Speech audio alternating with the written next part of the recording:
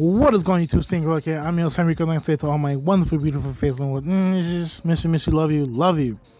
For today's video, we got deck profile Royal Paladins. If you guys don't know, this is a deck profile for standard.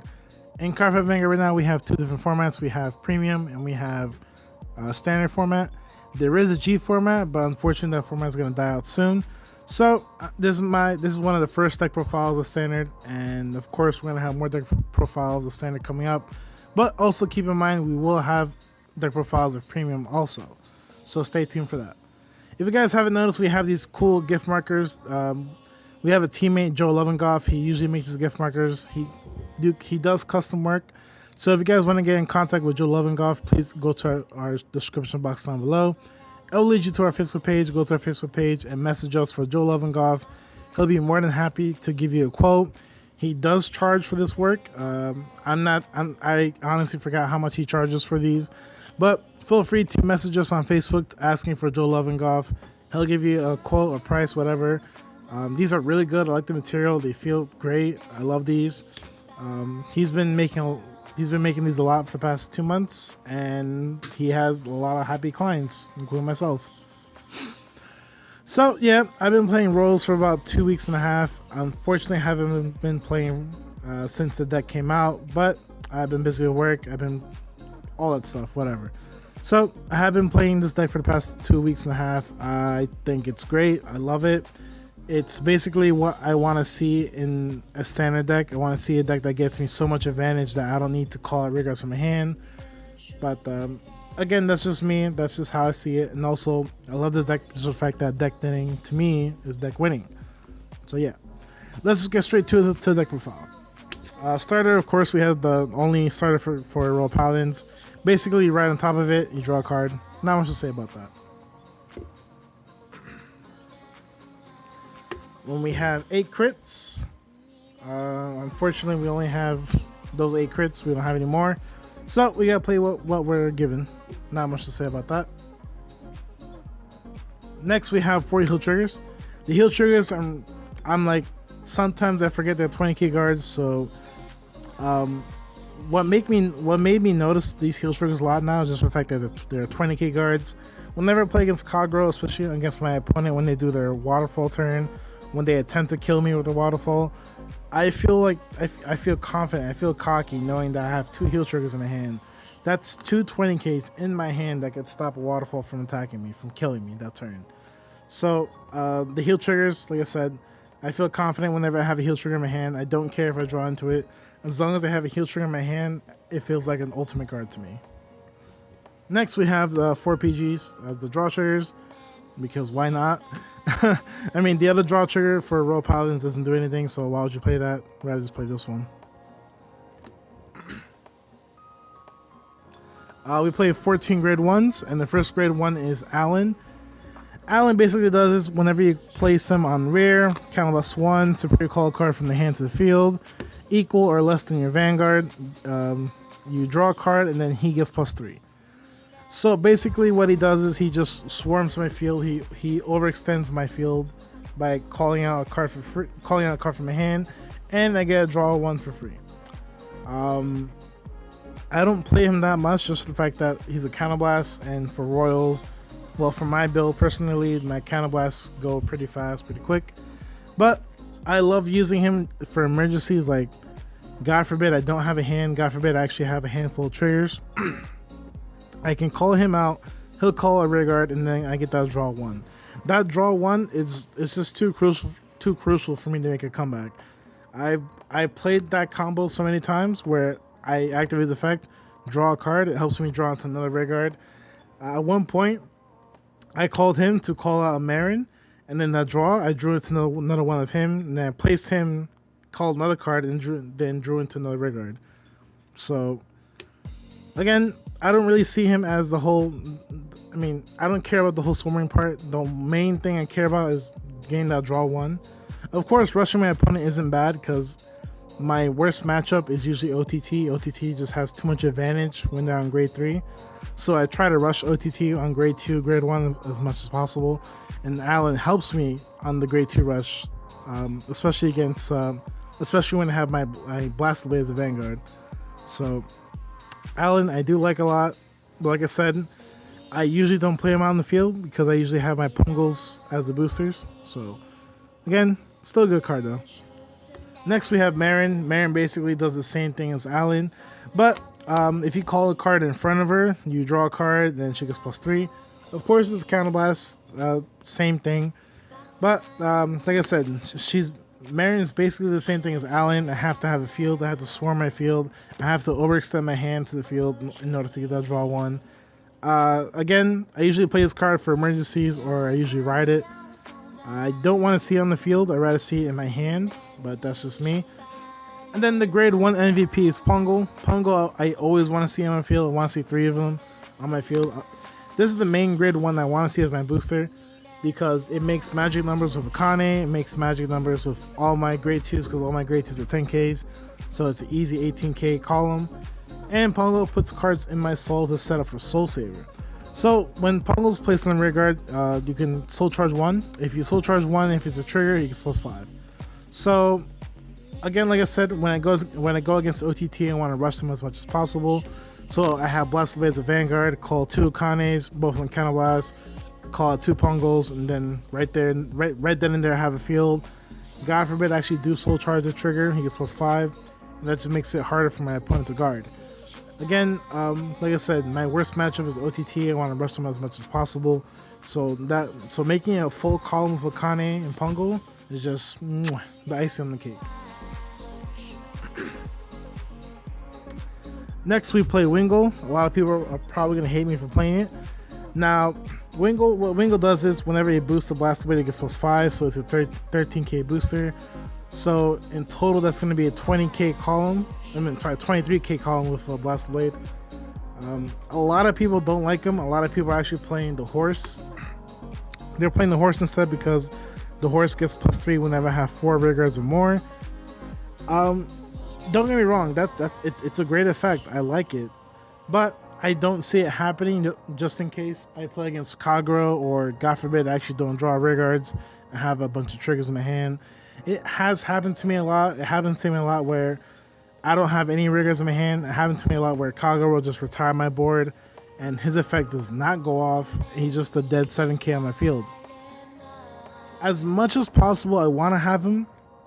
I always want to make sure I make 18K columns no matter what. So with Wingle, I just feel more better. I feel more safer, and also for the fact that it gets +5 whenever it boosts the Blast Blade. So it's just my opinion. It could be right, could be wrong. Please comment down below. Let me know what you guys think is better, either the Alfred booster or the Wingle booster. I don't know.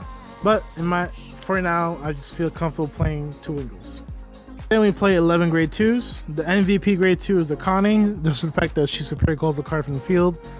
On place, counterblast 1, superior call Pungle out from the deck. She gets +3 whenever she's boosted by a high beast, so that's pretty good. And also she's a 10K Vanguard, a 10K base grade 2. So she's not bad riding as a Vanguard on grade 2 because she still calls out a card, but I mainly want to have her as the rear guard columns. Like I said, I like having her to rush my opponent. She gets me a free card and she makes magic numbers. Just overall a great card, and also helps me deck in my deck because deck thinning is also deck winning. We have 4 Blaster Blades. Blaster Blade, I'm really happy that Blaster Blade is not a 10K. The downfall that I don't like about Blast Blade is just the fact that now, for his cost, it's Counterblast 1 and Soul Blast 1. Since my deck plays Soul Saver, spoiler alert, sorry about that. I do play Soul Saver, so he kind of contradicts it a lot. Whenever I want to retire my opponent's front row, I'm just like, oh man, I don't want to waste a Soul Blast because I actually need it for Soul Saver. But I also have to keep in mind his secondary effect is actually really good. His second effect is whenever I have him as a Vanguard, and if I have 4 or more rear guards, he gets an extra crit. Broken. Now, sometimes it goes off, sometimes it doesn't. Sometimes I have a hand to call, sometimes I don't have a hand to call. But when I do have a hand to call, say for instance I have him as a Vanguard, have 2 Akanes, they'll both call out 2 Pungles, that's 4 rear guards, so he gets a crit. Attacking my opponent, usually they take it, they don't have a PG. Again, especially against OTT, I like rushing them at grade 2, and Blast Blade just puts in the finest of work.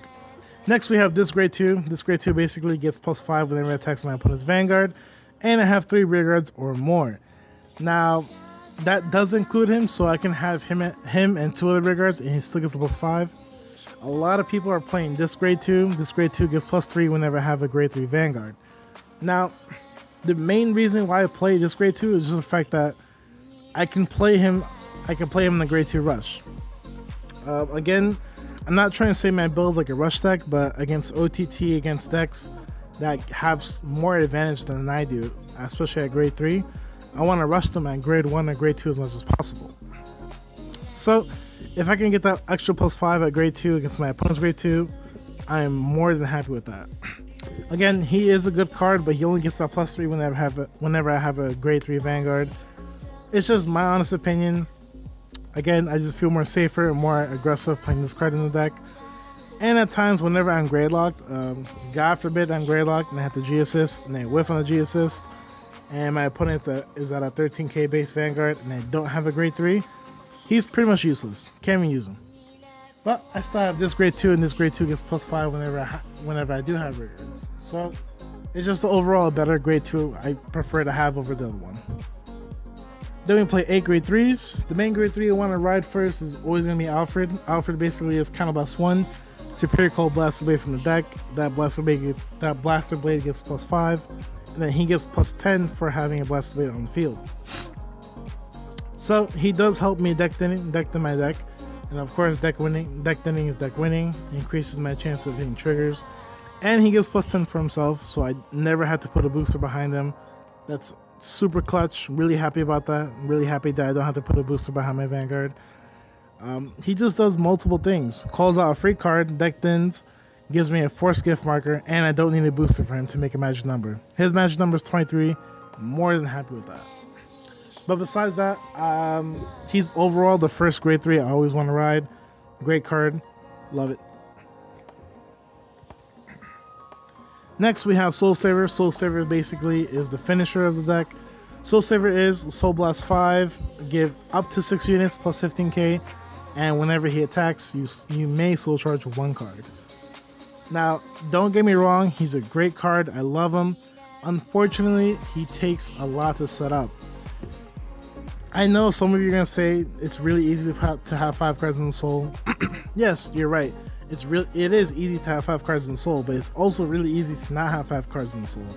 Because there's some times in some games where I'm just like, I don't draw into a Pungo, or if I don't draw into a Kane, then I'm screwed, because there's no other way for me to Soul Charge or put cards in the Soul first turn. He's, like I said, he's a finisher against a lot of decks. He's actually terrible against OTT. Unless I rush OTT, unless I put them to 5 damage by turn 2 or turn 3, then yeah, Soul Saver might possibly win me the game. But again, like I said, it's very situational. Soul Saver, like I said, it's a great card. I'm just a little iffy on it, especially for the fact that I play 2 cards. I play 5 cards in the deck that contradicts him. I play 5 cards in the deck that actually Soul Blast cards for the effects. So Soul Saver, like I said, takes a lot to set up, but it is worth it. Then last grade 3, we have Alfred Early. This card, before I was playing 2 of, now I'm playing 1 of. Alfred Early, I see it as a backup plan. I don't see it as a main grade 3 to ride. Sometimes when I have like a bunch of triggers in my hand, I don't have riggers in my hand, but I have him as a Vanguard, and if I have a Blast Blade in my Soul, just ride, Counterblast 1, Superior Cold Blast Blade from the Soul to the field. That Blast Blade is +10, and I do draw a card. Now he does 3 things for me. He gets me a free card from the Soul. I get to draw 1, and it gives that rigor +10. Broken. Again, unlike Soul Saver, like I said, he does Soul Blast a card from the Soul, but it is worth it. It gets me a Rigard, because like I said, God forbid I draw into triggers. I don't have Riggers to play. He gets me a Rigard, and he also gets me a free card to my hand. And at times, it draws me into another Rigard, which I actually do need. It's happened to me so many times where, like I said, I just have a bunch of triggers in my hand and I don't have any Riggars to play. So he's just the backup. He's the backup to the backup, basically. So yeah guys, that's my deck profile for Royal Paladins. If you guys like this video, please hit the like button. If you guys haven't subscribed to our channel yet, please subscribe to our channel for more videos, as in for TCG matches, more deck profiles, trade binders, all that stuff. And as always guys, deuces.